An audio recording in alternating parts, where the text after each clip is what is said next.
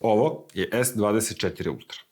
Prošlo je skoro 18 mjeseci od kada je izašao, a mi ćemo danas vidjeti kako se drži u ključnim segmentima. Sada, kamere. Kada se pojavio S24 Ultra je napravio revoluciju što se tiče kamera. Glavni senzor od 200 megapiksela, 5 puta optički zoom.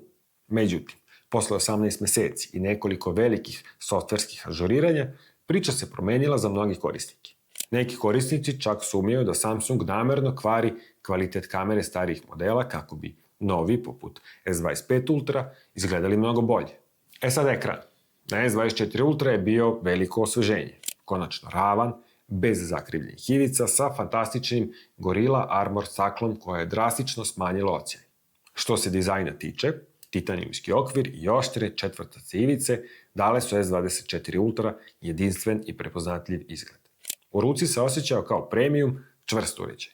Ali ono što je na prvu loptu delovalo kao hrabar dizajn, za mnoge je postalo problem na duže staze. Sad, sa baterijom od 5000 mAh, S24 Ultra je u startu obećavao. I zaista, mnogi su bili oduševljeni, izvlačeći 7 ili više sati upaljenog ekrana. Ali danas je situacija neverovatno podeljena.